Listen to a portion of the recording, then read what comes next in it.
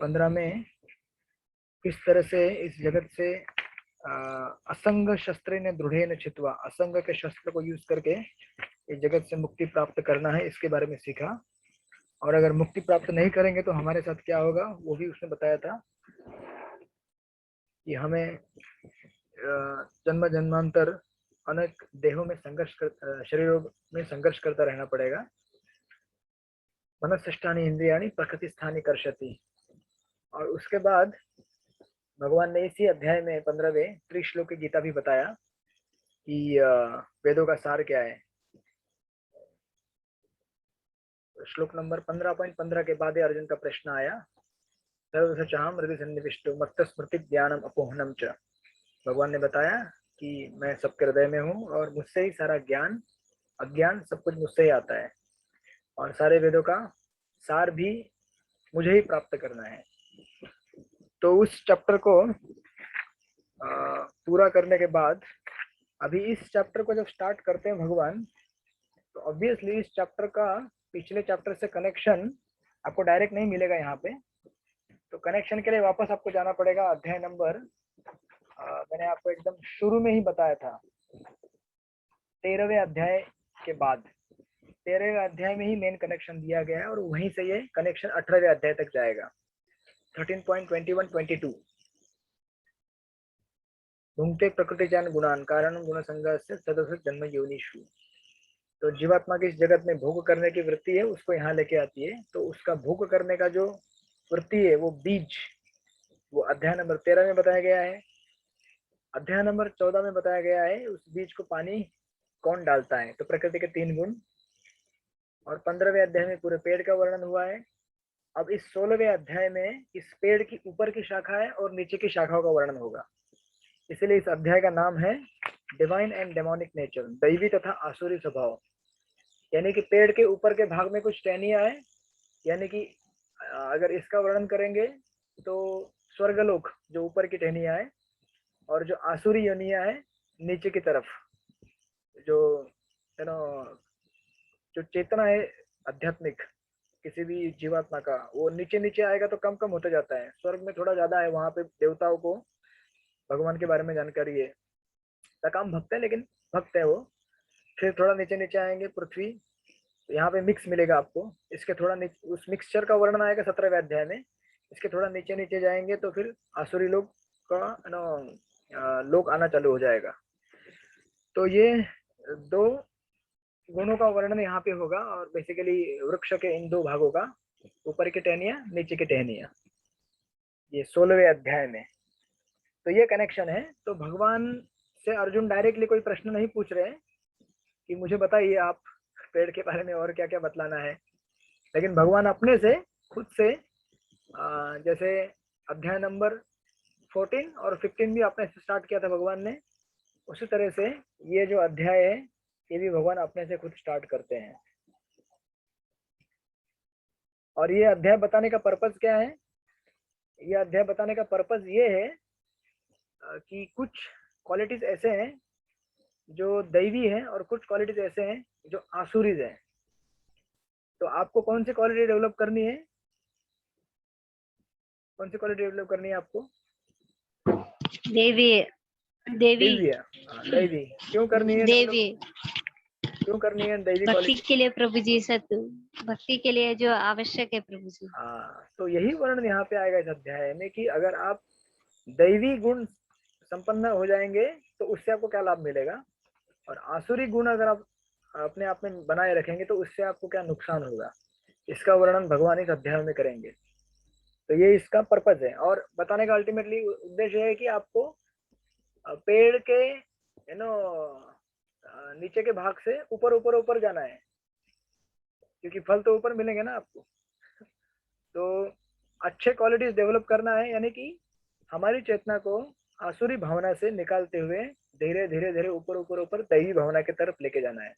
क्योंकि दैवी भावना से आपका लाभ होगा, आपका लाभ होगा, आपके परिवार का लाभ होगा, समाज का लाभ होगा, आपके देश का लाभ होगा, और सारी दुनिया का लाभ होगा, और अल्टीमेटली आप भगवत धाम जाएंगे एकादशी के दिन में।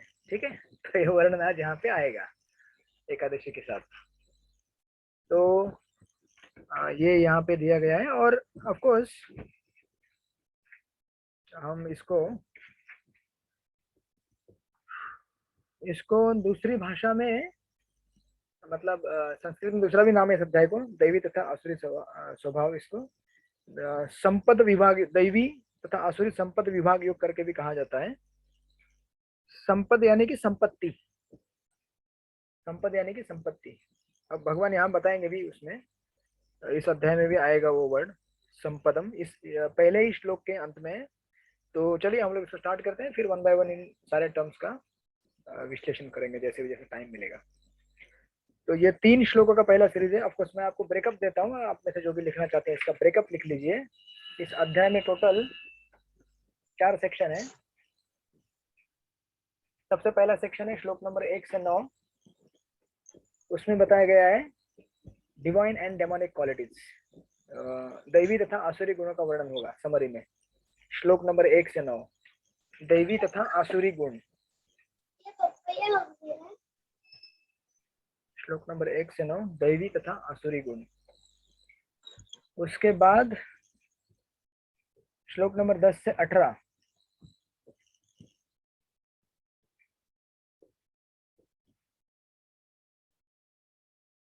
इसमें 10 से 18 में वर्णन आएगा आसुरी लोगों के या फिर आसुरी स्वभाव के व्यक्तियों के कार्य। आसुरी स्वभाव के व्यक्तियों के कार्य क्या क्या रहते हैं उसका वर्णन भगवान करेंगे। आसुरी लोग कैसे रहते हैं, उनका स्वभाव क्या है, और उससे उन्हें क्या नुकसान होता है, उसे बतलाया जाएगा 10 से 18 में। फिर 19 से 22 में बताएंगे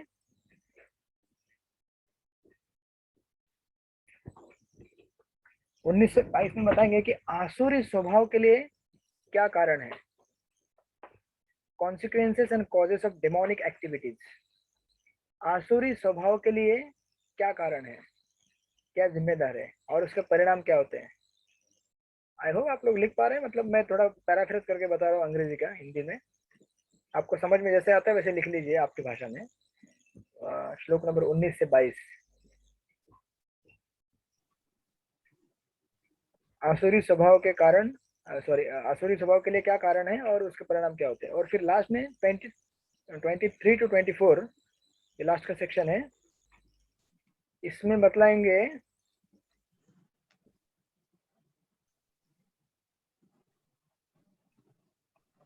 outlining of choices, do you want to act in divine way और डेमोनिक वे।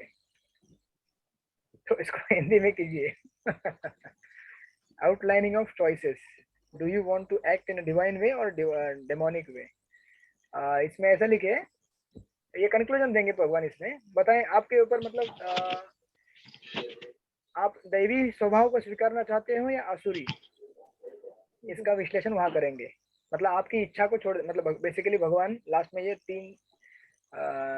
3 श्लोकों में कंक्लूड करेंगे कि आपकी क्या इच्छा, आप कीजिए, आपको डेमोनिक बनना है या डिवाइन बनना है, आसुरी बनना है या दैवी बनना है। तो गीता ऐसी फ्रीडम वाली बुक है, आपको जो करना है कर सकते हैं आप।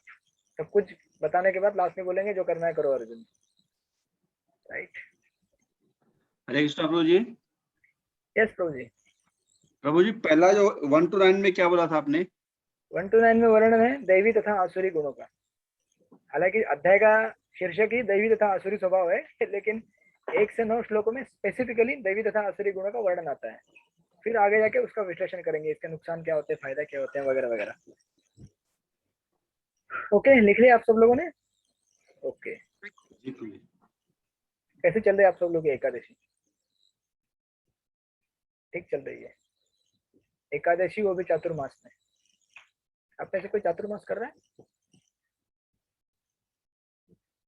अच्छा, हीरालाल प्रजापति प्रभु कर रहे हैं। कैसे चातुर्मास कर रहे हैं आप, थोड़ा हमको भी बतलाइए, हमको इंस्पिरेशन मिलेगा।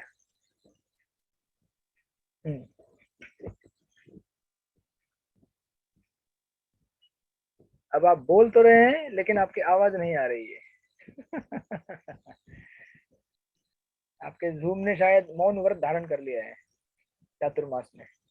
हाँ, आप अनम्यूट है, आप अनम्यूट ही है, लेकिन आपका ईयरफोन लगा हुआ है कि नहीं लगा हुआ है, ठीक से देखिए, चेक कीजिए।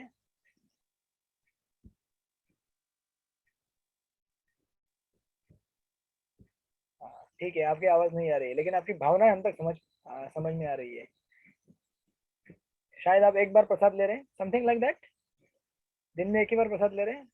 हाँ, तुरंत समझ में आ गया। ओके, और कोई कर रहा है चतुर्मास आप में से? कौन कर रहा है? कोई नहीं कर रहा है चतुर्मास, बस एक ही। अच्छा, आप कर रहे हैं, एक्स्ट्रा राउंड कर रहे थे। एक्स्ट्रा राउंड कर रहे हैं, बढ़िया, वेरी गुड। सर्वांग सुंदरी माता जी, आप क्या कर रहे हैं चतुर्मास?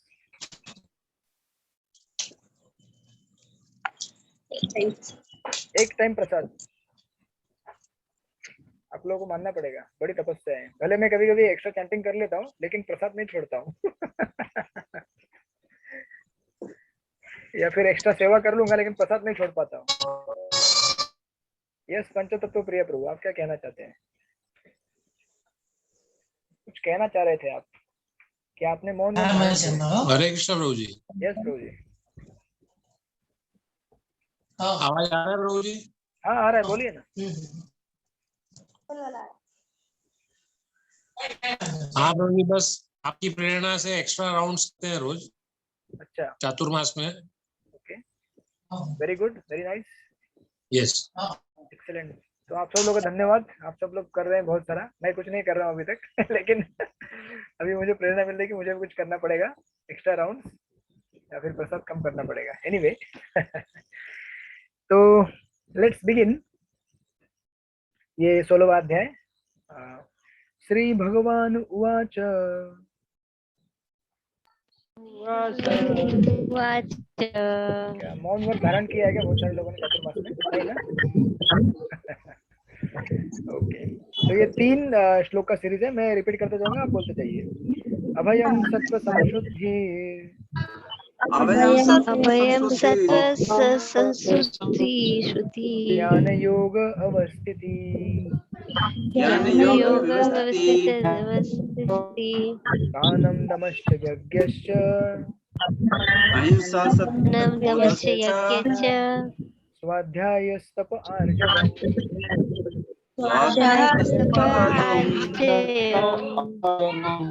अहिंसा सत्यम अक्रोध, अहिंसा सत्यम अहिंसा क्रोध, सत्यम अक्रोध त्याग शांतिर अपैशुनम्, त्याग शांति अपिशुनम दया भूतेषु लोलुप्त्वम्, दया भूतेषु तेषु लोलुप्त्वम्, अलोलुप्त्वम् मार्दवम् हि चापलम्, मार्दवम् हीर्चापलम्, चापलम तेज क्षमा धृतिः शौच, तेज तेज क्षमा क्षमा धृति शौच, धृति शौचम अद्रोह अतिमानिता, अद्रोहो नातिमानिता, अतिमानिता भवन्ति सम्पदं दैवीम्, भवन्ति भवन्ति सम्पदं दैवीम्, संपदं देवीम् अभिजातस्य भारत।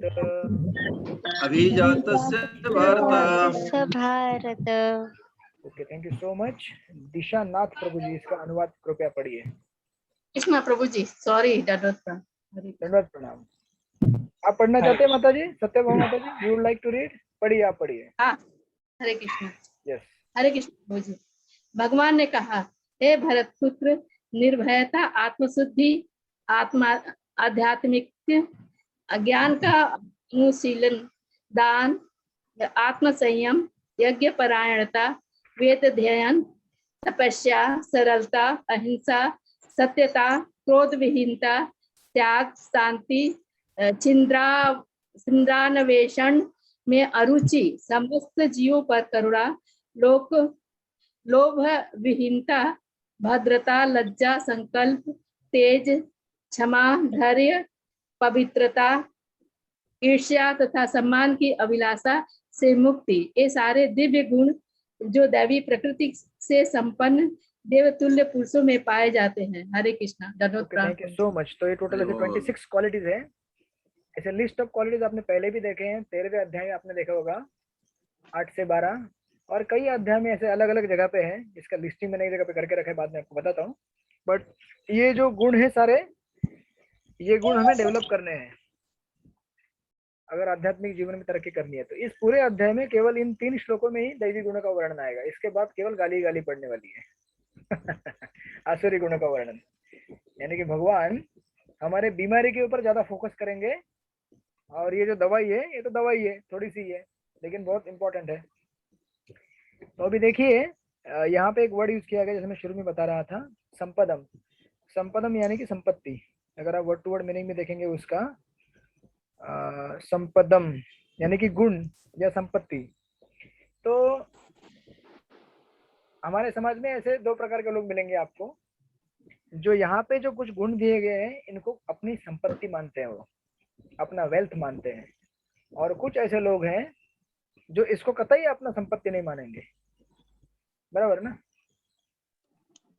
खास करके आज के कली के एकदम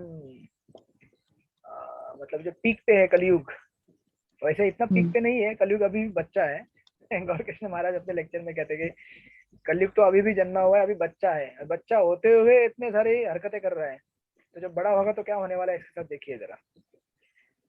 तो कुछ लोग इसको अपनी क्वालिटी मानते हैं, क्योंकि ये सोचते हैं कि ये क्वालिटी में अगर डेवलप करूंगा तो मेरा अच्छा होगा। तो देखिए कुछ लोग ऐसे होते हैं, सोचते हैं कि ज्यादा लोभी होना चाहिए, कामी होना चाहिए, क्योंकि जीवन का लक्ष्य यही है कि हमें अपना जितना भी स्वार्थ है उसको बनाना है, लेकिन वो स्वार्थ क्या होना चाहिए उसका वर्णन भगवान यहाँ पे करेंगे।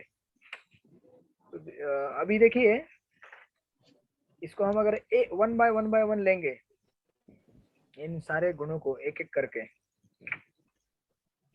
इसके पहले देखिए प्रभुपाद एकदम शुरू में, प्रभुपाद ने पर्पट में दिया भी है एक एक करके, एक एक पैराग्राफ में एक एक क्वालिटी, हम उसको एक एक करके उठाएंगे।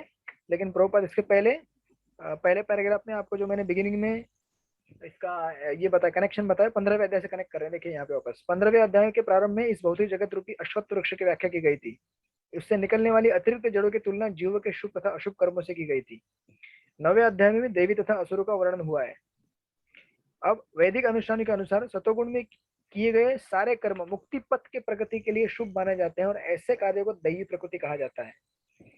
और जो लोग दैवी प्रकृति में स्थित होते हैं वे मुक्ति के पथ पर अग्रसर होते हैं, और इसके विपरीत जो लोग रजोगुण और तमोगुण में रहते हैं वो अधोगति की तरफ जाते हैं, और उनको कोई मुक्ति की संभावना नहीं है, जो कि वर्णन 15वें अध्याय में भी किया गया था और 14वें अध्याय में भी किया गया है कि प्रकृति के 3 गुण है, सत्व, रज और तम। तो जो सत्व गुण में रहेगा ये सब क्वालिटीज मैनिफेस्ट करेगा और इसका अपना परिणाम होगा। और इसको बताते समय देखिए एक चीज यहाँ पे इंटरेस्टिंग प्रभुपाद कह रहे हैं। नेक्स्ट पैराग्राफ अगर आप जाएंगे, प्रभुपाद उस नेक्स्ट पैराग्राफ के दूसरे पैराग्राफ के बिगिनिंग में लिखते हैं, दिव्य गुणों या दैवी प्रवृत्तियों से युक्त उत्पन्न व्यक्ति के प्रसंग में प्रयुक्त अभिजातस्य शब्द बहुत सार गर्भित है। अभिजातस्य यानी कि पैदा होने से, मतलब जन्म से ही होता है ये अभिजातस्य। और इसीलिए प्रभुपाद वहां पे देखिए गर्भाधान संस्कार के बारे में बता रहे हैं। आप में से बहुत सारे लोगों ने सुना होगा गर्भाधान संस्कार क्या होता है, कैसे किया जाता है वगैरह वगैरह। तो प्रभुपाद लिख रहे हैं कि दैवी परिवेश में संतान उत्पन्न करने को वैदिक शास्त्रों में गर्भाधान संस्कार कहा गया है। क्योंकि क्या होता है देखिए, हमारे अंदर जितने भी क्वालिटीज आज हैं तो सारे क्वालिटीज हमारे 3 फैक्टर डिसाइड करते हैं। 3 फैक्टर मैं कोट कर रहा हूँ चैतन्य चंद्र को, यहाँ पे 3 फैक्टर बताते हैं वो। एक होता है हमारा स्वभाव, हम सबका एक स्वभाव है, किसी का चिड़चिड़ा स्वभाव है, किसी का कम चिड़चिड़ा है, किसी का प्रसन्न मुद्रा वाला स्वभाव है। इससे ये कह के मैं ये नहीं कहना चाहता कि वो खराब है या बुरा है, जो भी है जैसा भी है। किसी का थोड़ा गुस्सेल स्वभाव होता है, किसी का कितना भी आप उसको डांटो फिर भी हाँ प्रभु जी बोलिए ना, मुस्कुराते हुए कहेगा। जो सामने वाले को चिढ़ाती है कि इतना मैं डांट रहा हूँ फिर भी उसको गुस्सा नहीं आ रहा है। कुछ लोग ऐसे हंसते, हर बात पे हंसते हैं, आप कुछ भी बोलो हंसेंगे वो। किसी का कुछ बुरा भी होगा तो भी हंसते हंसते बोलेंगे, स्वभाव है वो। और कुछ लोग ऐसे हैं कि अच्छा चीज बोलना हो तो भी गुस्से से बोलेंगे, ऐसा गुस्सा मतलब ऐसा लगेगा कि कॉम्प्लीमेंट कर रहा है या फिर मेरे को इंसल्ट कर रहा है। तो ये स्वभाव जो है हमारा सबका, वो हमारे पूर्व कर्मों से आता है। हमारे पूर्व जन्म में हमने जो भी एक्टिविटीज की थी, जो भी हमने गुण डेवलप किए थे, उसके बेस के ऊपर आज हमारा स्वभाव बनता है। Right, this is first thing. हमारा स्वभाव डिसाइड करने के लिए सबसे पहला फैक्टर है। इसलिए देखिए आज इस जीवन में हम जो अच्छा स्वभाव बनाएंगे वो हमारे अगले आने वाले जन्म में परिवर्तित हो जाएगा। तो इसलिए कोई भी ये नहीं कह सकता कि मेरे हाथ में नहीं है मेरा स्वभाव अच्छा बनाना। आपके हाथ में डेफिनेटली है अगले जन्म का। अभी पिछले जन्म से जो मिला आपको सो मिला, अभी उसको आप साफ कर सकते हैं अगर आप अच्छी तरह से भक्ति करेंगे तो, एकदम हाई ग्रेड की भक्ति। डेफिनेटली मैं ये नहीं कह रहा हूँ कि उसे साफ नहीं कर सकते, लेकिन हमें से बहुत सारे लोग धीरे धीरे धीरे उसको क्लीन कर पाएंगे, क्योंकि हमारा भक्ति भी उतना तेज होना चाहिए उसके लिए, और भक्ति उतना तेज है नहीं। Right, this is first thing, हमारा स्वभाव। दूसरा चीज होता है हमारा अपब्रिंगिंग, यानी कि हमारा, उसको हिंदी में क्या बोलते हैं अपब्रिंगिंग को, व्हाट इज से इन हिंदी? पालन परवरिश। पोषण, परवरिश, पालन पोषण। परवरिश, परवरिश। ओके, तो जैसे हमारी परवरिश हुई होगी बचपन में, इनफैक्ट प्रभुपाद तो इसको कनेक्ट करेंगे गर्भाधान संस्कार से, यानी कि बालक का जन्म होने से पहले अगर माता पिता ने संकल्प किया है कि हमें ऐसी संतान उत्पन्न करनी है जो दैवी गुण से संपन्न होगी, तब वहीं से संस्कार होना चालू हो जाते हैं, उसका अपब्रिंगिंग वहीं से चालू होता है। दैट्स व्हाई देखिए यहाँ पे प्रभुपाद भी लिख रहे हैं, यदि माता पिता चाहते हैं कि दिव्य गुणों से युक्त संतान उत्पन्न हो, तो उन्हें सामाजिक जीवन में मनुष्य के लिए बताए गए 10 नियमों का पालन करना चाहिए। कुछ मैंने 10 नियम कौन से मैंने ट्रैक नहीं किया है, but you can find out Manu Samhita या उसमें कहीं मिलेंगे आपको ये, या फिर और कोई कमेंट्रीज पढ़ेंगे तो। भगवत गीता में हम पहले ही पढ़ चुके हैं कि अच्छी संतान उत्पन्न करने के निमित्त मैथुन जीवन साक्षात कृष्ण है। धर्मा विरुद्ध भूतेषु कामेषु भरतर्षभ। मैथुन जीवन का गर्हित नहीं है यदि इसका कृष्ण भावना में प्रयोग किया जाए। इनफैक्ट भक्तिसिद्धांत ठाकुर वो कहते थे कि अगर मैं कृष्ण भावना भावित अगर संतान उत्पन्न करने की मुझ में अगर क्षमता है ना, तो मैं 100 बार भी संतान उत्पन्न करूंगा। सन्यासी थे लेकिन फिर भी ऐसा कहते थे, ये बतलाने के लिए कि हमारे जितने भी क्रिया और कार्य होते हैं इस मनुष्य जीवन में, गृहस्थ जीवन में, उन सब का उद्देश्य न करने प्रकार से श्री कृष्ण से जुड़ने के लिए है। आप कोई भी क्रिया करते हैं तो वो एक्टिविटी स्पिरिचुअलाइज हो जाती है। राइट, तो इसलिए यहाँ पे गर्भाधान को जोड़ा गया। प्रभुपाद बहुत ही एकदम स्ट्रॉन्ग वर्ड्स लिखते हैं, कहते हैं कि जो लोग कृष्ण भावनामृत में हैं, कम से कम उन्हें तो कुत्ते बिल्ली की तरह संतानों को उत्पन्न नहीं करना चाहिए, क्योंकि अगर हम संस्कार नहीं देंगे तो ऐसी संतान उत्पन्न होगी जो आपको परेशान करेगी। राइट, भागवत के तृतीय स्कंद में वर्णन है, तृतीय स्कंद में कश्यप मुनि और दिति, इनका जब संयोग हुआ असमय में भगवत चेतना विरहित, तो उससे असुर उत्पन्न हो गए। तो यानी कि देखिए कितने असुर उत्पन्न हुए आज के समाज में, और ये सब असुर क्या कर रहे हैं, समाज को परेशान कर रहे हैं, समाज को बर्बाद कर रहे हैं, क्योंकि असुरों का काम ही वही होता है, समाज की व्यवस्था को बर्बाद करना। गीता के पहले अध्याय में आप ऑलरेडी ये स्टडी कर चुके हैं, श्लोक नंबर 1.39 से जो सीरीज चालू हुआ था। अर्जुन कहते हैं भगवान से कि अगर समाज की जो स्त्रियां हैं अगर वो पवित्रता नहीं बना के रखेंगी तो उससे वर्ण संकर उत्पन्न हो जाएंगे, और वर्ण संकर पूरे समाज को बर्बाद कर देंगे, और आज के समाज में सब वर्ण संकर है। राइट, तो प्रभुपाद की पुस्तकें न केवल ऐसा कुछ फिलोसॉफिकल पॉइंट आपको नहीं बता रहे, लेकिन एक सामाजिक रिफॉर्मेशन के लिए भी काफी हाईली रिकमेंडेड है। कई बार जब आप बुक डिस्ट्रीब्यूशन करते हैं तो आपको कई बार लोग प्रश्न पूछेंगे क्या उपयोग इन पुस्तकों का पढ़ के, भगवान भगवान काय के लिए भगवान, हमको भगवान नहीं चाहिए, हमारे पास सब कुछ है। तो आपको उनको जानकारी नहीं है कि सब कुछ जो भी वो भगवान ही दे रहे, लेकिन एटलीस्ट उनके इवन मटेरियल लाइफ के लिए, भौतिक जीवन अच्छा जीने के लिए भी हमें शास्त्रों में दिए गए नियमों का पालन करेंगे तो हमारा जीवन अच्छा होगा। इसलिए प्रभुपाद यहाँ पे गर्भाधान को बतला रहे हैं। तो this is first thing. Second thing, हमारा अपब्रिंगिंग कैसे होना चाहिए हमको, तो ऑफकोर्स अपब्रिंगिंग जो है, परवरिश जो है, वो हमारे गर्भ से चालू हो जाती है। और उसके बाद तो आप में से बहुत सारे लोगों को क्वेश्चन रहेगा गर्भाधान कैसे करते हैं। गर्भाधान सिंपल है, जब भी आपको संतति की निर्माण करनी है उसके पहले भगवत चेतना में आइए। इसके लिए शायद ये कभी सुना होगा आप लोगों ने कि पति पत्नी को एक 50-50 हरे कृष्णा महामंत्र के जब चैंटिंग राउंड्स करने होते हैं।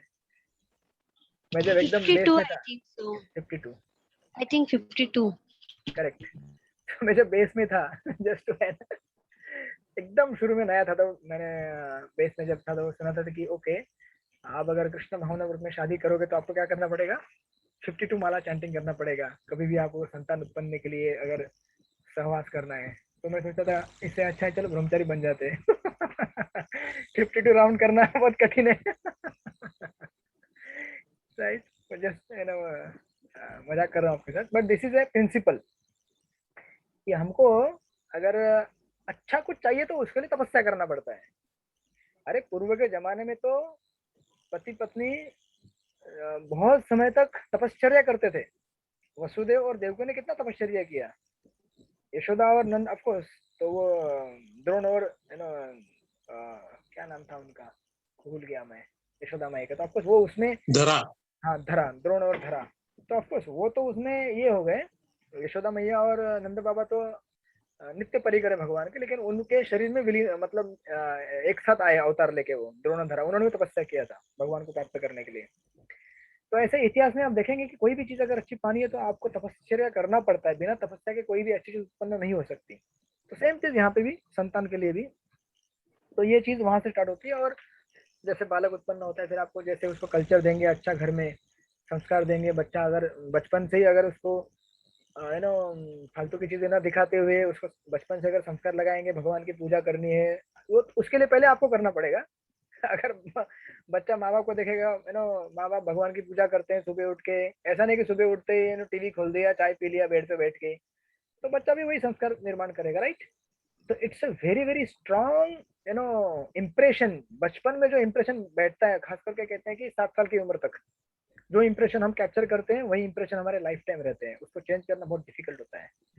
जैसे प्रभुपाद की बायोग्राफी में पढ़ेंगे तो प्रभुपाद कहते हैं कि मैं हम छोटे छोटे जब थे तो हम सुबह सुबह देखते थे, या फिर रात या सुबह या रात को, जैसे भी कुछ कुछ गृहस्थों को टाइम नहीं रहता, जैसे प्रभु जी यहाँ पे हैं अभी, हम शॉप में लगता है आनंदराम पटेल प्रभु। शॉप में है, राइट। तो कुछ नाप रहे कुछ तो कर रहे हो, बट एनीवे सिंसियरिटी उनका कि वो इतने सिंसियर की दुकान से भी लाइव है। तो प्रभुपाद कहते थे कि मेरे पिताजी, मैं देखता था कि भगवान के जैसे सुना होगा आपने लीलामृत में, प्रभुपाद लिखते थे छिन छिन झिन झिन आवाज आता था घंटी का, कि कैसे मेरे पिताजी भगवान की पूजा करे, हम लोग अपने बिस्तर से देखते थे ऐसे ऊपर से चद्दर से मुंह निकाल के बाहर। तो ऐसे संस्कार अगर बचपन में दिया जाए तो कितना अच्छा उनको एक इम्प्रेशन बैठता है, और बच्चे आगे जाके फिर क्या होते हैं, आपको फिर उनको भक्ति में लाना बहुत आसान हो जाता है, इट बिकम्स वेरी इजी।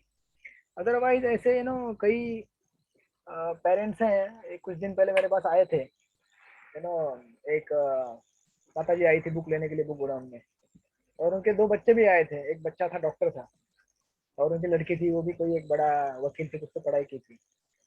तो माँ बोलने लगी कि मेरा आपको देख के मुझे मेरे बच्चे को देख के रोना आता है, और रोने लगी वो सामने, बोली कि आप भी मेरे बच्चे की उम्र के, लेकिन आप कितना अच्छा भक्ति कर रहे हैं और मेरा बच्चा भक्ति नहीं कर रहा है, मुझे देख के दुख होता है।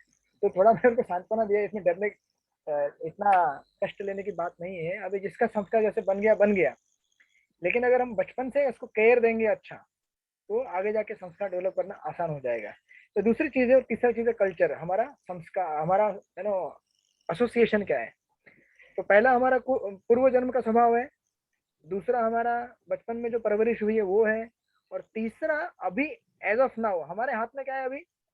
आप बोलेंगे हमको हमारा पूर्व जन्म का संस्कार उसको तो साफ नहीं कर सकते, या जो भी है जैसे धीरे धीरे साफ हो रहा है, या फिर हमारी परवरिश वैसे नहीं थी, प्रभु जी हम लोग भक्ति में नहीं थे, हमारे पेरेंट्स हम लोग तो वैसे पले बड़े हैं वही टीवी देखते हुए मोबाइल खेलते हुए, अब तो उस टाइम मोबाइल नहीं था, लेकिन वैसे ही जैसे आम बच्चे अपने आप को बड़ा करते हैं। तो अभी आपके हाथ में क्या है, अभी आपके और हमारे हाथ में है हमारा कल्चर, कि हम कैसा संघ बनाए, कैसा संघ ले, एसोसिएशन कैसा रखें, उसके हिसाब से हमारा स्वभाव, हमारे गुण मैनिफेस्ट होंगे वैसे। तो ये 3 चीजें हैं, और इसके अलावा भी हम अगर ठीक से भक्ति करें तो भी हमारा बहुत सारा कचरा साफ हो सकता है, लेकिन उसके लिए अच्छी तरह से भक्ति करना पड़ेगा। तो ये चीजें, इसलिए प्रभुपाद यहाँ पे गर्भाधान संस्कार को कोट कर रहे हैं इसको शुरू करने से, क्वालिटीज को देने के पहले, कि कोई भी आज हमारे पास क्वालिटी है उसके लिए क्या क्या कारण हो सकते हैं, उसका यहाँ पे प्रभुपाद वर्णन करते हैं। और ऑफ कोर्स ये जो गर्भाधान संस्कार यहाँ पे चीजें बतलाई गई हैं, कभी कभी ऐसा होता है कि हम लोग बहुत फैनेटिक हो जाते हैं, खास करके इस्कॉन में जब हम अच्छी तरह से मैच्योर नहीं होते तो हम ऐसा करते हैं कि बच्चा होगा तो उसको केवल भक्ति भक्ति भक्ति, इतना भक्ति दिया कि बेचारा बचपन में खेलने नहीं खेलने नहीं जाना है, आपको केवल जप करना है बैठ के यहाँ पे। तो माँ को लगता है कि मेरा बच्चा एकदम परमहंस बनेगा, सन्यासी बनेगा, बहुत बड़ा विद्वान बनेगा, ठीक है बनेगा तो अच्छी बात है, बट हमें उसको इतना भी जबरदस्ती नहीं करना चाहिए कि आगे जाके जैसे मौका मिलेगा भक्ति छोड़ देगा वो। ऐसा होता है कभी कभी। बचपन में अगर हम उसको समझो, अगर कुछ उसने गड़बड़ किया तो पनिशमेंट क्या है, चलो बैठ के भी चैंटिंग करो, तो उसके मन में इतना चैंटिंग के प्रति घृणा आ जाता है कि चैंटिंग मतलब पनिशमेंट, तो आगे जाके चैंटिंग बंद कर देगा भविष्य में। इसीलिए उसका केयर भी जो है ना 3 लेवल पे लेना चाहिए, इमोशन के लेवल पर, फिजिकल लेवल पे और स्पिरिचुअल लेवल पे। ये हमारे 3 अंग हैं, फिजिकल, इमोशनल और स्पिरिचुअल। तो फिजिकल उसको ठीक से खाना पीना रहना ये सब तो आप देंगे ही उसको, लेकिन इमोशनल भी देना चाहिए।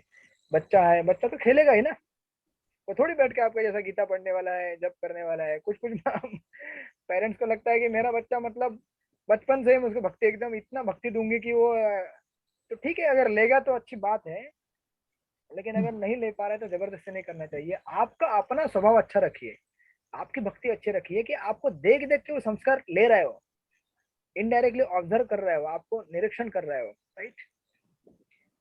तो ऐसा प्रभुपाद में बिगिनिंग में बताते हैं, और ऑफकोर्स प्रभुपाद यहाँ पे नीचे लिख रहे हैं उसके आगे वाले पैराग्राफ में कि वर्णाश्रम नामक सामाजिक संस्था जो समाज को सामाजिक जीवन के 4 विभागों है वो काम धंधों प्रभुपाद लिख रहे काम धंधों आश्रम और वर्ण, आश्रम स्पिरिचुअलिटी के लिए रहता है और वर्ण हमारे काम धंधों के लिए रहते हैं। कोई वैश्य है, कोई क्षत्रिय है, कोई ब्राह्मण है, वगैरह वगैरह। सॉरी, ब्राह्मण वैश्य है तो ये ब्राह्मण तो एक आश्रम हो गया, लेकिन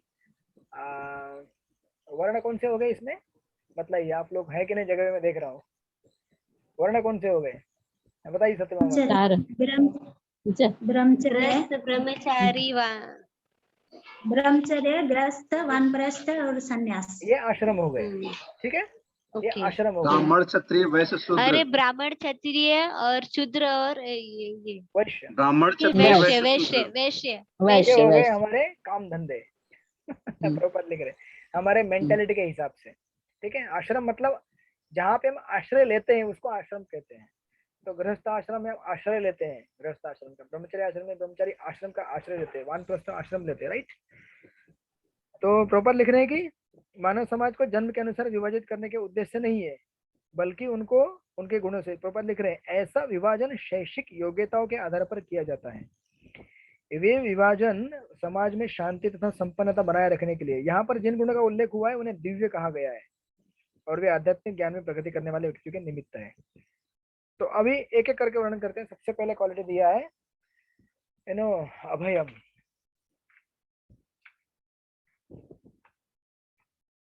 तो आप में से कोई एक पढ़िए इस पहले पैराग्राफ, अभयम के पैराग्राफ को। कौन पढ़ेगा?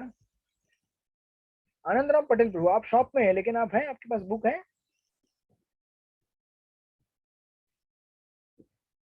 नहीं है, अच्छा कोई बात नहीं। अरे प्रभु हरि बोल पढ़ रहा हूँ। हाँ, अच्छा आप दुकान से लाए हुए, राइट? जी सर। अच्छा सर बोल दिए तो वर्णाश्रम संस्था से पढ़ूं? हाँ पढ़िए वहां से। नहीं, नीचे वाला पैराग्राफ, वर्णाश्रम संस्था में सन्यासी, वहां से। हरे कृष्णा। वर्णाश्रम संस्था में सन्यासी को समस्त सामाजिक वर्णों अथवा आश्रमों में प्रधान या गुरु माना जाता है। ब्राह्मणों को 3 वर्णों, क्षत्रियों, वैश्यों तथा शूद्रों को गुरु माना जाता है, लेकिन सन्यासी संस्था के शीर्ष पर होता है और ब्राह्मणों का भी गुरु माना जाता है। सन्यासी की होनी चाहिए क्योंकि सन्यासी को किसी सहायक के बिना एकांकी रहना होता है। अतएव भगवान की कृपा ही उसका एकमात्र आश्रय होता है। जो ये सोचता है अरे संबंध तोड़ लेने के बाद मेरी रक्षा कौन करेगा, तो उसे सन्यास स्वीकार नहीं चाहिए। Okay, thank you. बस इतना ही तक, बस यहाँ तक। थैंक यू प्रभु, हरे कृष्ण। तो सबसे अभी देखिए इसमें से जो क्वालिटीज आएंगे, कुछ क्वालिटीज सन्यासी को डेवलप करना है, कुछ क्वालिटीज गृहस्थ को डेवलप करना है, कुछ क्वालिटीज वानप्रस्थ और गृहस्थ को डेवलप करना है। तो ये सबसे पहले क्वालिटी जो है वो सन्यासी लोगों को डेवलप करनी होती है। और क्यों, उसका कारण प्रभुपाद यहाँ पे बता रहे हैं। इसीलिए क्योंकि सन्यासी मतलब जिसने घर-द्वार सब कुछ छोड़ दिया है। अब अगर घर-द्वार छोड़ दिया है और केवल प्रचार कर रहा है, वनों में घूम रहा है, आज के तारीख में जो सिक्योरिटीज है ना, सिक्योरिटी मतलब समझते हैं आप लोग, सुरक्षा। अभी देखिए गृहस्थ आश्रम में बहुत सारी सिक्योरिटीज है ना, है कि नहीं आपके पास बहुत सारी सिक्योरिटीज? तो आपको आजकल ब्रह्मचारी के लिए भी इंश्योरेंस पॉलिसी बनाई जाती है। ऐसा नहीं है कि अब ब्रह्मचारी आश्रम में हम लोग यहाँ पे हमारा भी इंश्योरेंस पॉलिसी है, बट आपके पास सिक्योरिटी हो, अलग तरह की सिक्योरिटी बोल रहा हूँ मैं। तो आपके घर में पत्नी है, पति है, बच्चे हैं, घर है, बैंक बैलेंस बना के रखा है आपने, सब कुछ है। इसको कहते हैं सिक्योरिटीज, कि कुछ भी हो टेंशन तुरंत, अगर कुछ हो गया तो ये बटन दबा दिया, और ये हो गया तो ये बटन दबा दिया, राइट। तो सन्यासी को ये सब छोड़ छाड़ के केवल भगवान के प्रचार के लिए निकल जाना पड़ता है। तो अगर वो ऐसा बाहर निकलेगा और डरा डरा रहेगा, अरे क्या होगा, अभी मैं अगर संन्यास आश्रम में जाऊंगा तो मेरे खाने पीने का कौन देखेगा, कपड़ा कौन देगा, मुझे रहने के लिए रूम मिलेगा क्या, हो सकता है मिलेगा, कभी नहीं मिलेगा भी। तो वन में रहना पड़ेगा, जंगल में रहना पड़ेगा, जो मिलेगा वो खाना पड़ेगा, जो कपड़ा रहेगा वो लगाना पड़ेगा, बस। तो इसलिए उसे निर्भय होना चाहिए और डरना नहीं चाहिए। बिना निर्भयता के संन्यास आश्रम स्वीकार करना ये हमारे लिए क्या हो सकता है, खतरनाक हो सकता है। तो ऑफकोर्स कोई भी आश्रम स्वीकार करना मतलब बिना निर्भयता के स्वीकार नहीं कर सकते। आज की तारीख में गृहस्थ हो या ब्रह्मचारी हो, सन्यासी हो, सब आश्रम में अपना अपना नुकसान भी और फायदा भी है। तो हर किसी को अपना नुकसान झेलना पड़ता है, फायदा भी उसमें मिल जाता है।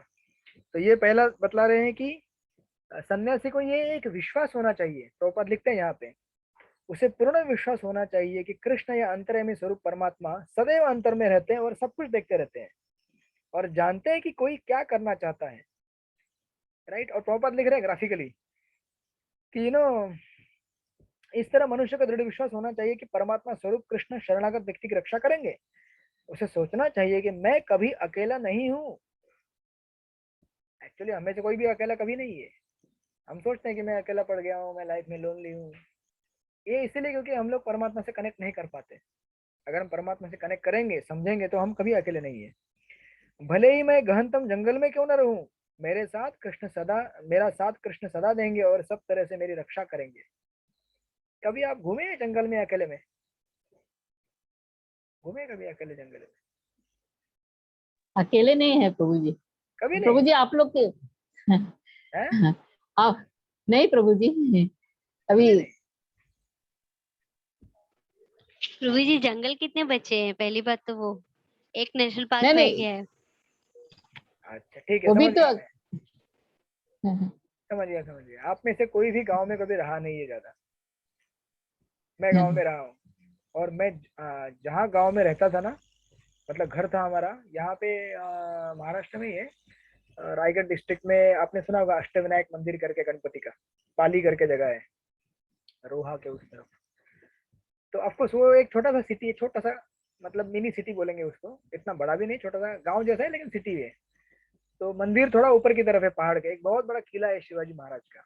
उस किले के फुट हिल पे ही वो मंदिर है, और उस मंदिर के पीछे हम लोग रहते थे। उसके पीछे बहुत घना जंगल है।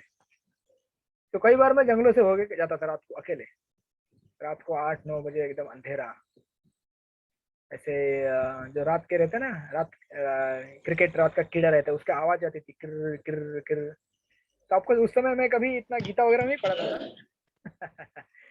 तो ये सुनीता माता जी बोलिए, कुछ बोलना चाहते हैं आप? प्रभु जी आप शायद जुगनू की बात कर रहे हैं जो गांव में चमकते हैं रात में खेत में। यस जुगनू की और बहुत सारी चीजों को भी। तो उस समय मैंने गीता नहीं पढ़ा था, लेकिन जब मैं गीता पढ़ता हूँ अब इस बार तो मुझे वो समझ में आता है। तो उस समय थोड़ा हम लोग अपने जवानी की मस्ती में रहते थे कि अरे कुछ नहीं, ये लाइफ में कुछ डरने का नहीं, बिंदास जाने का। लेकिन आज अगर जंगल में अकेले भेजेंगे तो डर लगेगा। तो ऐसे मतलब ये तो जंगल बताया है, लेकिन ये जो हमारा सिटी ये भी जंगल ही है बहुत बड़ा। यहाँ पे हम सब सबके साथ रहते हैं, लेकिन बहुत बार अकेले भी रहते हैं, राइट। होता है ना ऐसा, हम सब लोग के साथ रह रहे हैं लेकिन इतना अकेले पड़ जाते हैं कि लगता है जीवन में कोई है ही नहीं हमसे बात करने वाला, हमारी केयर करने वाला। तो उस समय हमें याद रखना चाहिए कि भगवान हर जगह पे है, और अगर हम भगवान को पुकारेंगे तो भगवान हमेशा आपके साथ है। बाइबल में कोटेशन आता सुंदर, God is just prayer away. भगवान केवल आपके प्रार्थना से दूर है। गजेंद्र ने जब भगवान को पुकारा तो केवल एक प्रार्थना की और तुरंत भगवान हाजिर हो गए। बस उस प्रार्थना में डेस्परेशन होना चाहिए, एक विनती होनी चाहिए, राइट। और वो देंगे आप तो भगवान जरूर हमारे सामने हर जगह पे है। अब मेरे सामने राधा गोविंद का फोटो है यहाँ पे रखा हुआ, यहाँ पे एक फ्रेम है, तो मैं जब भी देखता हूँ मुझे ऐसा नहीं लगता कि राधा गोपीनाथ मुझसे दूर है, यही सामने मेरे बैठे हैं, देख रहे हैं। आप सबको देख रहे हैं, उधर पीछे से देख रहे हैं और मेरे को सामने से देख रहे हैं। तो हर जगह भगवान देखते रहते हैं हमको। और अगर आपका अगर अर्च विग्रह सब प्रेम हो गया होगा तो आपके अर्च विग्रह आपको हर जगह दिखेंगे, कहीं भी जाओ आप, कभी आपको नहीं लगेगा कि आप अकेले हैं। सो दिस इज फर्स्ट क्वालिटी सन्यासी को डेवलप करना चाहिए। अवश्य रक्षी में कृष्ण है ना, वो ऐसा कहते हैं ना। यस यस, अवश्य रक्षी में कृष्ण। ये कृष्ण हमारा जरूर रक्षा करेंगे हर अवस्था में। और आपको अगर लगे कि नहीं कर रहे तो भी भगवान रक्षा कर ही रहे हैं। आखिर रक्षा करने वाले वही है ना।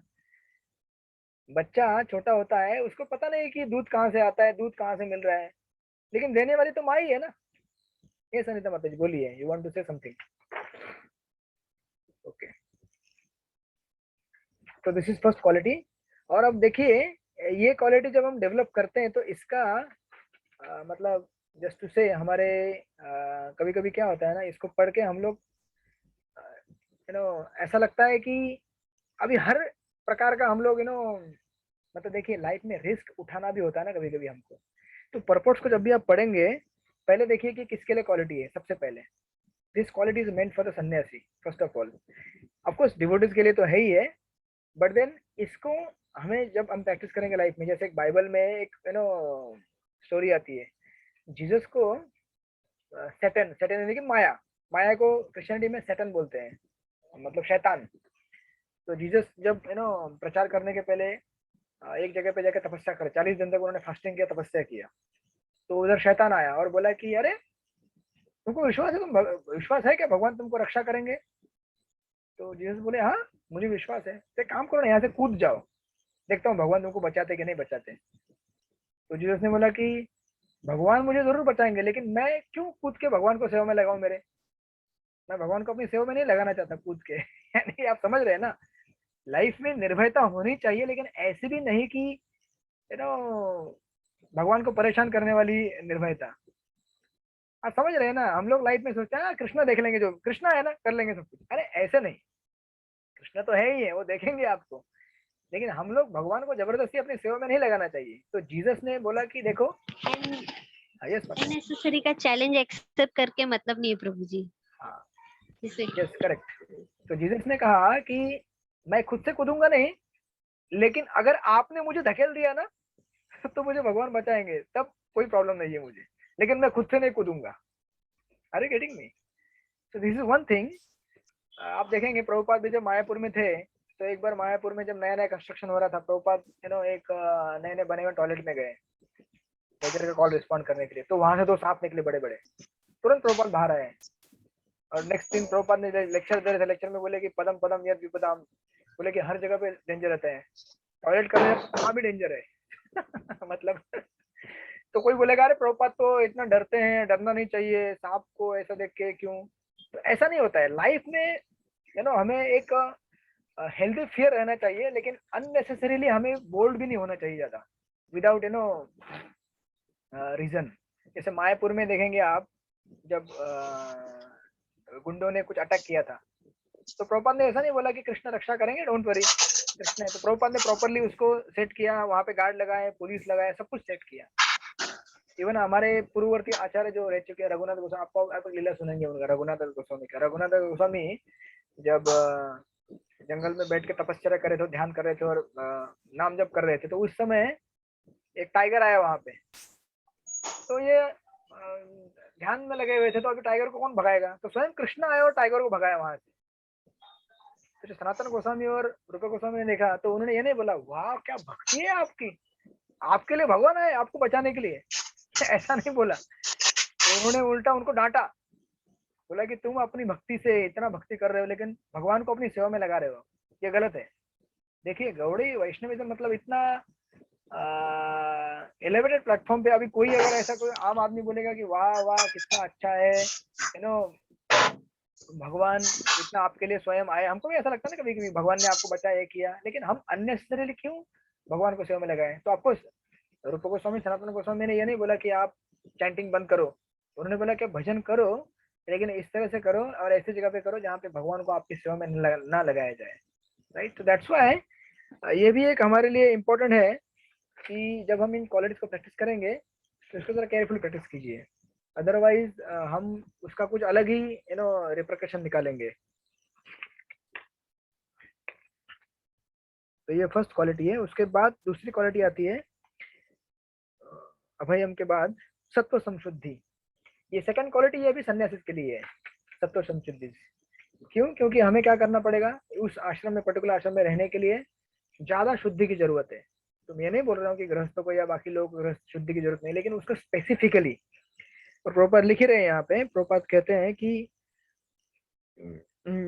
तब उसे यानी कि पिछले पैराग्राफ से कनेक्ट कर रहे हैं, मतलब सन्यासी को पहले अभयम डेवलप करना चाहिए, उसके बाद उसे अपने अस्तित्व को शुद्ध करना होता है। संन्यास आश्रम में पालन किए जाने वाले अनेक विधि विधान है, इनमें सबसे महत्वपूर्ण यह है कि सन्यासी को किसी स्त्री के साथ घनिष्ठ संबंध नहीं रखना चाहिए, उसे एकांत स्थान में स्त्री से बातें करने तक की मनाही है। भगवान चैतन्य आदर्श सन्यासी थे और वे पुरी में रह रहे थे, तो उनकी भक्तिनों को उनके पास नमस्कार तक करने के लिए नहीं आने दिया जाता था। ऐसा नहीं कि महाप्रभु प्रेम नहीं करते थे अपने कुछ भी जो लेडीज भक्त रहेंगे, लेकिन एक आदर्श सन्यासी के रूप में वो आचरण कर रहे थे, राइट। इसलिए उसको मैनिफेस्ट कर रहे हैं। इनफैक्ट एवन हमारे अगर आप देखेंगे भक्तिदास सरोज ठाकुर एक बार उनसे एक माताजी बात करना चाहती थी, तो माताजी बोली कि देखो मैं आपसे कुछ कॉन्फिडेंशियल बातें करना चाहती हूँ, तो हम उस रूम में जाके बात कर सकते हैं क्या? तो सरोज ठाकुर ने बोला कि नहीं, आपसे मैं यही बात करूंगा सबके सामने, आपको जो मुझसे बात करनी है हम थोड़ा साइड में होकर बात कर सकते हैं। तो ये आदर्श उदाहरण है आचार्यों द्वारा प्रस्तुत किया गया कि इसीलिए क्योंकि इस आश्रम में खास करके अपोजिट सेक्स के साथ जो व्यवहार है वो बहुत ही प्योर होना चाहिए, शुद्ध होना चाहिए। और ये आचरण अगर हम रखेंगे सन्यासी लोग, तो बाकी लोगों को इंस्पिरेशन मिलता है कि लाइफ में इस चीज को सीरियसली लेना है। इट्स नॉट कोई ऐसा कैजुअल टॉक नहीं है कि कुछ लोग बैठे हैं और मजाक कर रहे हैं। कभी कभी आपने देखा होगा ऐसा होता है हमारे सोसाइटी में, हम देखते हैं। ठीक है, अभी गृहस्थ आश्रम में गृहस्थ है तो उनको उतनी है छूट कि आप बात कर सकते हैं एक दूसरे के साथ, लेकिन वो चीज अगर ज्यादा देर तक उसको एंटरटेन किया जाए तो उससे हैजार्ड हो सकता है, एक्सीडेंट हो सकता है। अल्टीमेटली हम सबको लोग को तो नियम सारे पालन करने ही है ना। ऐसा नहीं कि सन्यासी को एक लिमिट होता है ना प्रभु जी, गृहस्थों में भी एक लिमिट होती है, एक लिमिट से ही तक ही रह सकते हैं, लिमिट के बाद नहीं जा सकते। यस, तो एक बाउंड्री होती है, लक्ष्मण रेखा होती है। तो माता जी हमारी सबसे सीनियर है तो माता जी ने बोल दिया है सब लोगों को, तो एकदम सावधान रह के अपने आप को नियंत्रण में रखना है, इसलिए ताकि हम सब शुद्ध रहें और भगवान को प्राप्त कर सकें। और ऑफकोर्स नीचे जो भी पूरा पैराग्राफ दिया आप पढ़िएगा, मैं इतना पढ़ूंगा नहीं। छोटा हरिदास का वहां पे वर्णन किया गया है, जो चैतन्य चरितामृत में स्टोरी है।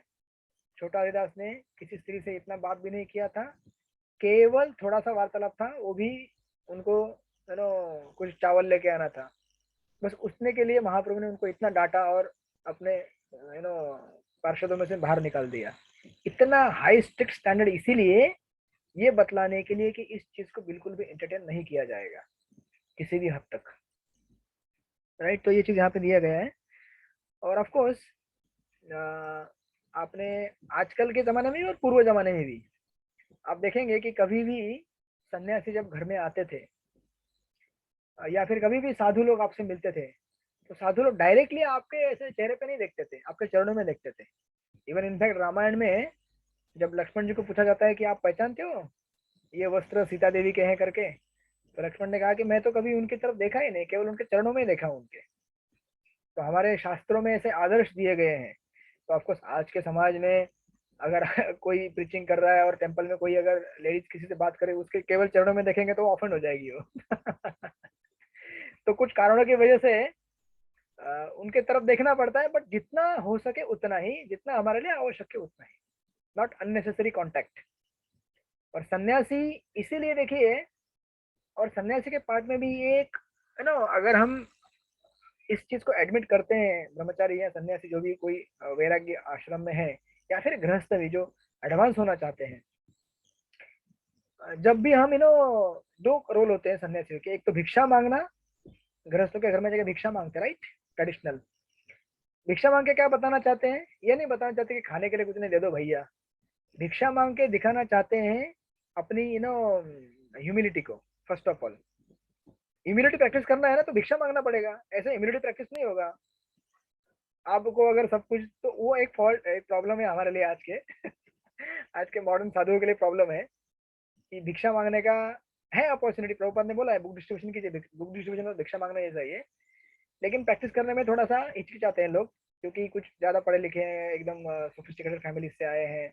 लेकिन एक्चुअली अगर आप जाके भिक्षा मांगोगे ना तो देखिए आपके अंदर कितना क्वालिटीज डेवलप होगा। अच्छा, कभी किया आप लोगों ने प्रैक्टिस? नहीं किया। आप लोग बोलेंगे हम तो रोज गृहस्थ आश्रम में भिक्षा क्यों मांगेंगे, हम लोग जो नौकरी करते हैं राइट, बट दीक्षा लिया जब किया था, अच्छा दीक्षा मिला नहीं। ठीक है, समझ गया।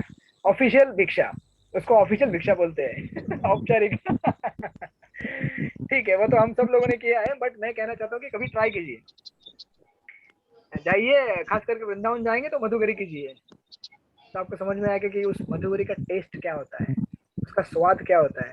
अभी मैं जब वृंदावन गया था तो है हमारे 2-3 ब्रह्मचारी वहां पे जाके बसे हुए हैं, तो केवल मधुकरी करते हैं, केवल मधुकरी, उससे जो मिलेगा सो मिलेगा।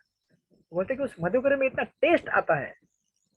ऐसा टेस्ट क्यों आता है? क्योंकि वो इतना नम्रता से मांगा गया चीज है, और देने वाला भी इतना प्रेम से देता है कि उसमें टेस्ट, एक आध्यात्मिक टेस्ट उत्पन्न होता है, राइट।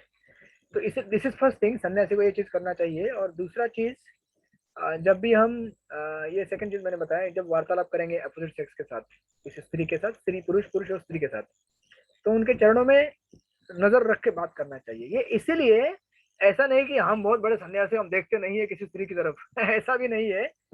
ये इनफैक्ट सन्यासी की तरफ से एक एडमिशन, एडमिट कर रहा है कि मैं इतना प्योर नहीं हूँ। हो सकता है मैं आपसे ज्यादा संपर्क करूंगा तो मैं मेरे अंदर अनैतिक विचार आ जाएंगे, मैं भ्रष्ट हो जाऊंगा। तो ये नम्रता है सन्यासी की, राइट। तो इस तरह से अगर हम व्यवहार रखेंगे यहाँ पे, जैसे महाप्रभु कह रहे हैं इस पैराग्राफ में, तो हम लोग प्योरिटी बनाए रख सकते हैं, शुद्धता बनाए रख सकते हैं। और जितनी शुद्धता बनाए रखेंगे उतना हमारा आध्यात्मिक जीवन तरक्की होगा। तो ठीक है आप लोग, मैं इसके ज्यादा, अभी ऑलरेडी 9 बज चुके हैं, इस पर्पट को पूरा करेंगे, आगे ज्यादा जाऊंगा नहीं। इस पर्पट के 2-3 कुछ पॉइंट्स है, और एक 5-10 मिनट दीजिए, फिर उसके बाद आप लोग एकादशी का प्रसाद लेने के लिए फ्री हो जाएंगे, जो भी ले रहे हैं। और जो नहीं ले रहे हैं वो अपना कृपा कीजिएगा। और अभी बुक डिस्ट्रीब्यूशन का महीना आएगा धीरे धीरे, तो आप लोग ये प्रैक्टिस कीजिएगा, क्या भिक्षा मांगना, बुक डिस्ट्रीब्यूशन कीजिए, जाके सड़क में लोगों से बुक दीजिए, तो आपको पता चलेगा कि सेल करना या भिक्षा मांगना कितना कठिन रहता है, ठीक है। उसके बाद नेक्स्ट क्वालिटी दिया गया है दान, नॉट दान, ज्ञान योग अवस्थिति। ज्ञान योग अवस्थिति मतलब हमें क्या करना चाहिए, फिर ज्ञान में स्थित होना चाहिए। और ये किसके लिए? ये सारे लोगों के लिए। क्या लिख रहे हैं प्रभुपाद वहां पे? ज्ञान के अनुशीलन में संलग्न रहना चाहिए। सन्यासी का जीवन गृहस्थ तथा उन सबों को जो आध्यात्मिक उन्नति के वास्तविक जीवन को भूल चुके हैं ज्ञान वितरित करने के लिए होता है। सन्यासी से आशा है की जाती है कि वो अपनी जीविका के लिए द्वार द्वार भिक्षाटन करे। अगर आप भागवतम पढ़ेंगे तो भागवत के 10वें स्कंद में गर्ग मुनि जब आते हैं नंद महाराज के पास, तो नंद महाराज कहते हैं कि आप हर किसी के घर में जाते हो केवल भिक्षा मांगने के लिए नहीं, बल्कि गृहस्थ को एनलाइटन करने के लिए। सन्यासी को क्या जरूरत है, उसको तो उसके आश्रम और मठ में मिल जाता है ना प्रसाद, आज के जमाने में एक्चुअली देखा जाए तो। लेकिन फिर भी विजिट करते हैं ना, किस लिए? प्रसाद के लिए नहीं, इसीलिए कि आपको एनलाइटन कर सके। तो आपको आज तो गृहस्थ और ब्रह्मचारी दोनों सब एनलाइटन है, पढ़े लिखे हैं, तो गृहस्थ ब्रह्मचारी के पास जाए या ब्रह्मचारी गृहस्थ के पास जाए, एक ही बात है। बट ये चीज इसके लिए कि हम सब लोग इन चीजों को प्रैक्टिस, इसलिए। और ये देखिए, इसलिए आपके पास कभी भी कोई सन्यासी आए या ब्रह्मचारी आए तो केवल उसको प्रसाद मत दीजिए, उसको बोले थोड़ा प्रभु जी कीर्तन भी कीजिए क्योंकि आजकल प्रसाद खिलाने का कल्चर इतना बढ़ गया है। प्रभु जी हमारे घर आइए प्रसाद के लिए, प्रभु जी हमारे घर प्रसाद। अरे प्रसाद तो लेना है ठीक है, लेकिन कुछ वार्तालाप भी कीजिए, कीर्तन भी कीजिए, कथा भी कीजिए। अदरवाइज ब्रह्मचारी ब्रह्मचारी नहीं रहेंगे कुछ समय के बाद। और अगर प्रभु जी ब्रह्मचारी, कभी आप आइए हम लोग के घर पे, यस हमारे घर जरूर, पे आइए। लेकिन मैं आऊंगा तो कीर्तन करूंगा ठीक ठीक से। हाँ हाँ, कीर्तन करिए और अपना गौर निताई को लेकर आइए। यस यस, मेरा गौर नेता है। नहीं नहीं नहीं, मेरे लिए अच्छा अच्छा अच्छा। जितना बनते यस यस छोटा Gaur Nitai. Yes yes yes, right. तो ये चीज हमें एंटरटेन करना, मतलब करना चाहिए कि सन्यासी या ब्रह्मचारी को अपने घर में बुला के उन्हें भोजन दिलाइए और कीर्तन करवाइए, उनसे कथा करवाइए और रेगुलर कांटेक्ट रखिए सन्यासियों के साथ। आई होप आप में से बहुत सारे लोग रेगुलर टच में रहते हैं, मंदिर के किसी सीनियर ब्रह्मचारी के साथ या सन्यासी के साथ या किसी एडवांस गृहस्थ के साथ रहते हैं, राइट। ऐसा रहने से क्या होगा कि हमारे अंदर एक स्पिरिचुअल टच बना रहेगा। अदरवाइज क्या होता है ना, हम सब लोग बहुत बिजी होते हैं लाइफ में, ये घर का काम काज, ये काम काज, ये करना है, वो कभी लिस्ट खत्म ही नहीं होता है। कभी ऐसा दिन नहीं आएगा आप बोलेंगे प्रभु जी आज मैं मुक्त हो गई हूँ या मुक्त हो गया हूँ, अभी घर का कुछ काम नहीं है, आज बैठ के प्रवचन करना है, कथा करनी है। कभी नहीं होगा ऐसा, राइट। वो कैलाश की स्टोरी आपने सुनी होगी ना, कैलाश और नारद मुनि की। सुनी है ना। तो कैलाश बोलता जाता है कि अभी ये करना है, अभी वो करना है। मरने के बाद जब सांप बन जाता है, वो पहले कुत्ता बनता है, फिर भी अपने घर की रखवाली करता है। अरे इन बच्चों को घर की रखवाली करनी नहीं आती है, मैं यहाँ पे कुत्ता बने रहूंगा और भूखते लोगों को भगाऊंगा। अल्टीमेटली सांप बन जाता है, तभी भी घर की रक्षा करता है। तो नारद मुनि घर के लोगों को बोलते हैं कि अरे देखो तुम्हारे घर के सामने कौन आया है, विषैला सांप, मारो इसको।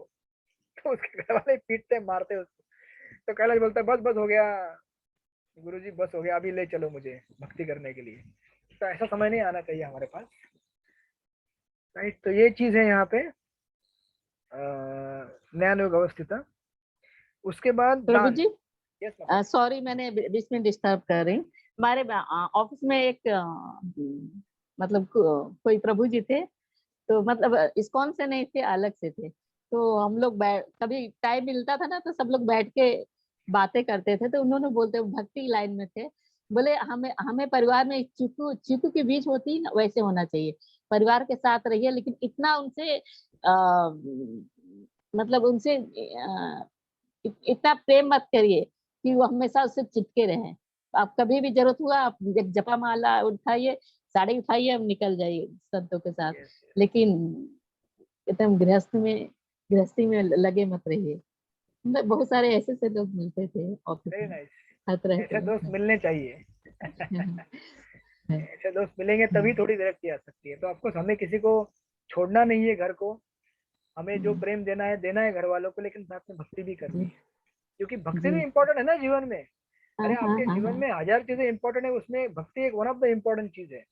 और देखिए सन्यासियों के साथ टच में रहने से क्या होता है, आप देखते हैं कि सन्यासी पूरा जीवन भगवान के लिए समर्पित कर दिया।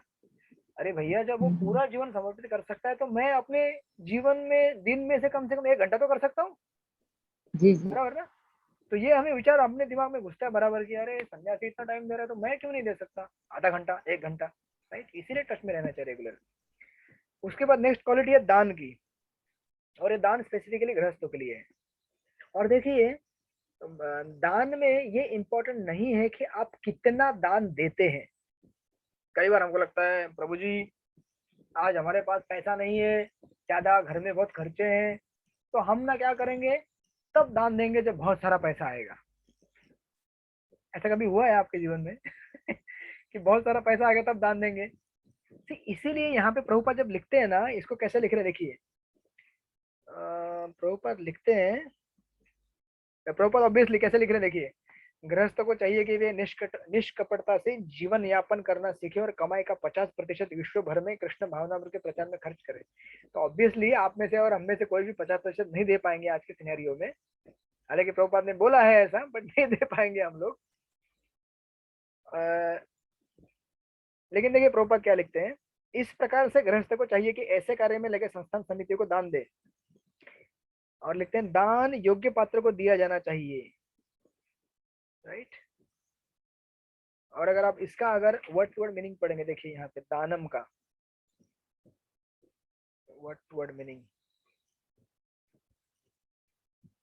ठीक है, यहाँ पे दान ही लिखा है, लेकिन हिंदी में ऐसा लिखा है, सॉरी इंग्लिश में लिखा है, अपना जो डिस्पोजिशन है, यानी कि हमारी जो मनोवृत्ति है ना, वो दान की होनी चाहिए। यानी कि कहने का अर्थ ये है कि दान आपको 1 करोड़ रुपया, 1 लाख, 1,000, 2,000 नहीं करना है। 1 रुपया करेंगे तो भी चलेगा, लेकिन आपके जेब से 1 रुपया निकालने का कष्ट कीजिए।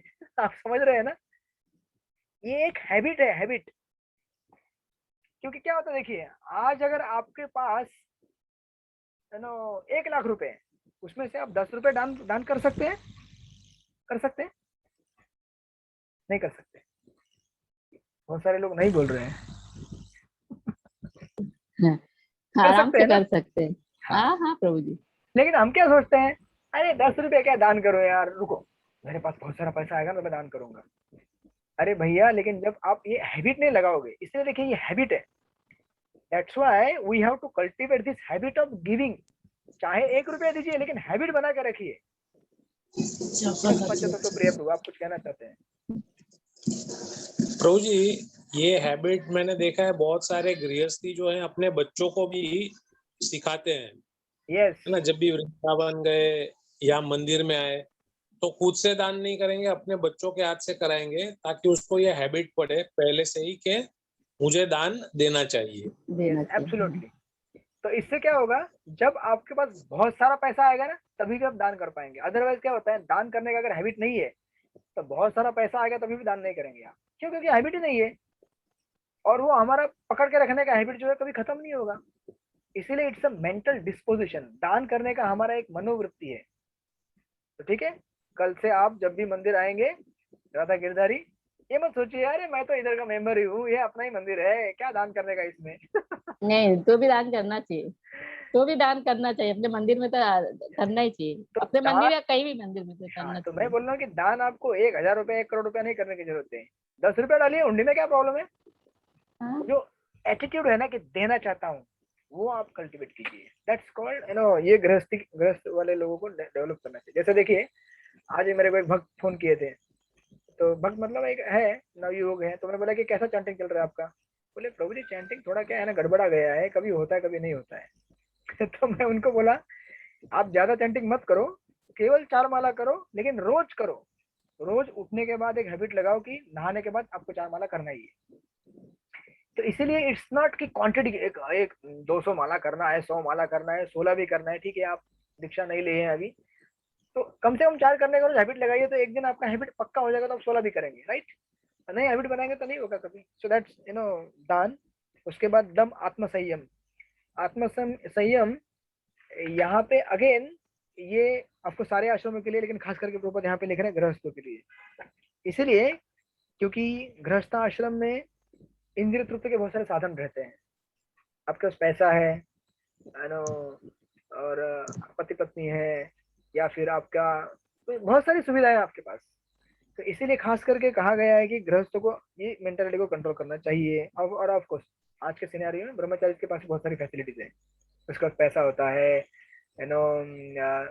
रहने के लिए अच्छा मकान मिलता है, हर तरह की फैसिलिटी है। तो उसको भी डेवलप करना चाहिए, no doubt, definitely for everyone. तो प्रभुपाद पे मेंशन कर रहे हैं, तो आप उसको पढ़िएगा।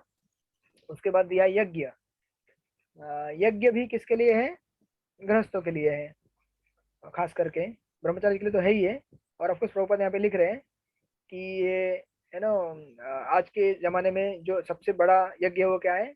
हरि कीर्तन है। हरे कृष्ण कृष्ण कृष्ण हरे हरे, कृष्ण कृष्ण हरे हरे, हरे राम राम राम हरे हरे। राम। Yes. तो वो चीज वहाँ पे लिख रहे हैं, प्रॉपर लिखते हैं। उस यज्ञ के पैराग्राफ में लिखते हैं कि गृहस्थों को यज्ञ भी करना चाहिए, क्योंकि यज्ञ के लिए पर्याप्त धन चाहिए। ब्रह्मचर्य, वानप्रस्थ, संन्यास आश्रम वालों के पास धन नहीं होता, वे तो भिक्षाटन करके जीवित रहते। अतः विभिन्न प्रकार के यज्ञ गृहस्थ के दायित्व है। यानी कि देखिए, सारे आश्रमों का जिम्मेदारी आपके ऊपर है। समझ में आ रहा है आप लोगों को?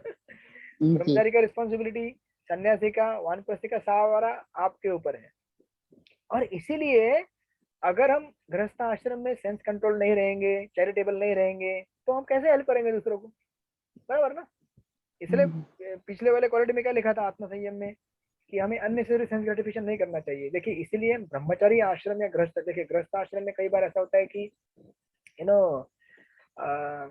ऐसा हमें लगता है कि जस्ट मैथुन क्रिया के लिए शादी किया है। लोग, बहुत सारे लोग ऐसे इसीलिए ही शादी करते हैं। बहुत सारे लोग कि जीवन में क्या है, या फिर ब्रह्मचारी कभी कभी ऐसा सोचते हैं कि हमने आश्रम को ज्वाइन किया है, फ्री होटल, तो खाने पीने को मिलेगा सोने को मिलेगा।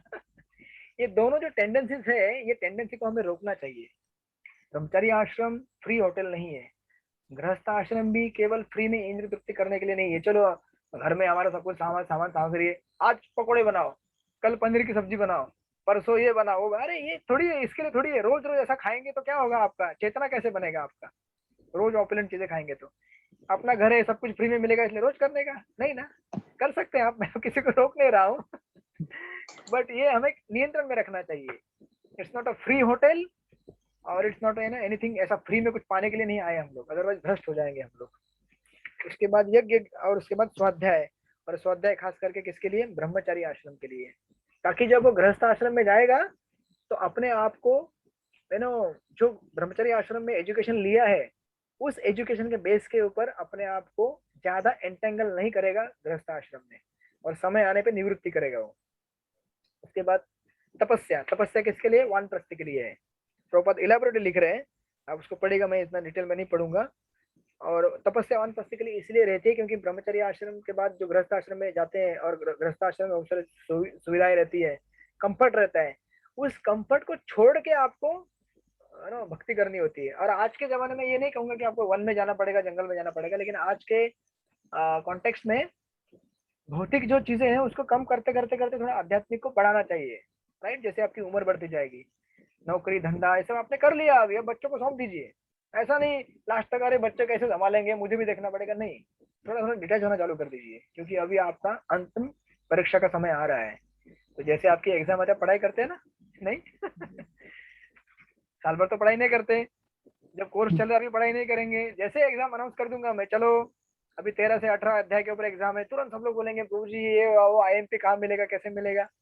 तो वैसे ही अभी एक बार 50 साल हो गए, आपकी उम्र 60 साल हो गई, तो अभी एग्जाम का टाइम चालू हो गया है, अभी आपको रेडी होना चाहिए। अंतिम पड़ाव पर आ गए प्रभु जी। यस, अंतिम पड़ाव पर आ गए। अभी यहाँ से अगर पढ़ाई नहीं किया तो फेल होने का बहुत चांस है, इसलिए पढ़ाई करना चालू करना चाहिए। हरे कृष्ण कृष्ण कृष्ण हरे हरे, हरे राम हरे राम हरे राम राम राम हरे हरे। राइट, तो वहाँ पे क्वालिटी दिया है।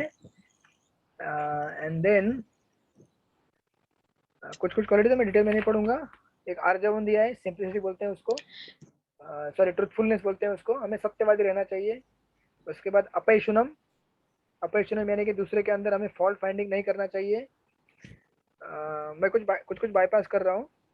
ये अहिंसा आप पढ़ लेना, सत्यम भी आप पढ़ लेना, अक्रोध भी आप पढ़ लेना, उसको बाईपास करके सीधा मैं अपैशुनम में गया हूँ। अपैशुनम यानी कि किसी की निंदा नहीं करनी चाहिए, दूसरों के अंदर गलतियां ढूंढना नहीं चाहिए।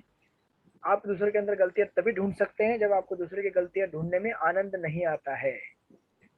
हमें से बहुत सारे लोगों को दूसरी गलतियां ढूंढने में आनंद आता है, तो ऐसा अगर आनंद आएगा तो समझ जाइए आप डेंजर जोन में है, राइट?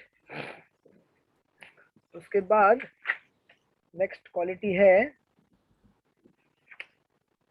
अचापलम। हमें क्या होना चाहिए? सॉरी, री यानी कि लज्जाशील होना चाहिए और कोई गरीब कार्य नहीं करना चाहिए। अचापलम या संकल्प का अर्थ है कि मनुष्य किसी प्रयास से विचलित या उदास ना हो। किसी प्रयास में भले भी असफलता क्यों न मिले, किंतु मनुष्य को उसके लिए खिन्न नहीं होना चाहिए, धैर्य बनाए रखना चाहिए। उसके बाद सोचम दिया है, और न अतिमानिता, अद्रोह अतिमानिता। अद्रोह अतिमानिता मतलब हमें क्या नहीं करना चाहिए? मान सम्मान प्राप्त करने के लिए लालायित नहीं होना चाहिए। हमें क्या करना चाहिए? हमेशा देखना चाहिए कि इस जीवन में जितनी भी अवस्थाएं हैं भगवान ने सबके लिए अलग अलग बना के रखी है। हर किसी का मेडिसिन अलग अलग है। अगर आप हॉस्पिटल में होंगे तो कोरोना वाले पेशेंट का मेडिसिन अलग रहेगा, डायबिटीज का अलग रहेगा, कैंसर का अलग रहेगा, बराबर ना?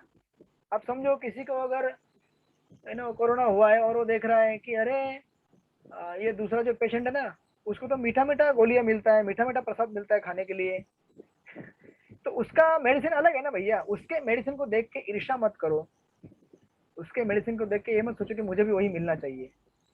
तो उसका बेचारे का मीठा मेडिसिन है, आपका कड़वा है, लेकिन मेडिसिन किस पर्पज के लिए है? आपके हेल्थ को ठीक बनाने के लिए है, एंजॉयमेंट करने के लिए नहीं है। तो हमें ये सोचना चाहिए कि हमारे जीवन में जितने भी अवस्थाएं हैं, कोई वेल सिचुएटेड है, कोई वेल सिचुएटेड नहीं है, कोई ऊंचा है, कोई बौना है, कोई काला है, कोई गोरा है, कोई क्या है, कोई क्या है, हर किसी की अवस्था है, उसको शुद्ध करने के लिए भगवान ने बनाई हुई है, प्यूरिफाई करने के लिए उसको। तो उसका मेडिसिन उसको लेने देना चाहिए, ये नहीं देखना चाहिए कि उसका मेडिसिन मैं ले लूं तो आपको प्रॉब्लम हो जाएगी। ब्रह्मचारी को नहीं सोचना चाहिए कि गृहस्थ का सिचुएशन मुझे आना चाहिए, अरे मुझे भी ये घर होना चाहिए प्रसाद बनाने वाला कोई होना चाहिए, राइट। या फिर गृहस्थ को नहीं सोचना चाहिए कि अरे ब्रह्मचारी कितना अच्छा है, कोई नौकरी नहीं कुछ नहीं, मजा एकदम बेटर हो। तो उसका मेडिसिन वो ले रहा है, उसको जैसे सूट हो रहा है और गृहस्थ अपना मेडिसिन ले रहा है। हर किसी का अपना अपना मेडिसिन है, एक दूसरे के मेडिसिन को देख के कंफ्यूज नहीं होना चाहिए और सोचना चाहिए कि हमारे प्यूरिफिकेशन के लिए हर किसी का अपने अपने कंफर्ट के अनुसार। तो इस तरह से ये बहुत ही सुंदर प्रभुपाद ने यहाँ पे लिखा है, ये पढ़ लीजिएगा डिटेल में। तो आज हम यहीं पे रुकेंगे, ये 3 श्लोक हमने यहाँ पे पढ़े आज, दैवी गुण, उसके बाद फिर कल संडे से हम देखेंगे आसुरी गुण कैसे आगे बढ़ेंगे इसमें। थैंक यू सो मच आप सब लोगों का, आपका समय आपने निकाला कीमती एकादशी के दिन में। श्रील प्रभुपाद की जय। जय। भगवद गीता की जय। वांछा कल्पतरुभ्यश्च कृपा सिन्धुभ्यो च पतितानां पावनेभ्यो वैष्णवेभ्यो नमो नमः। अनंत कोटि वैष्णव वृंद की जय। एकादशी की जय। चातुर्मास की जय। हरे कृष्णा।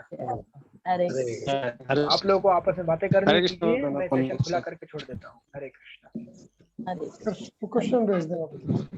क्वेश्चन आंसर मैं दूंगा प्रभु जी अभी मैं बिजी चल रहा हूँ थोड़ा सा, तो मैं जरूर समय निकालूंगा आपके लिए। हरे कृष्ण।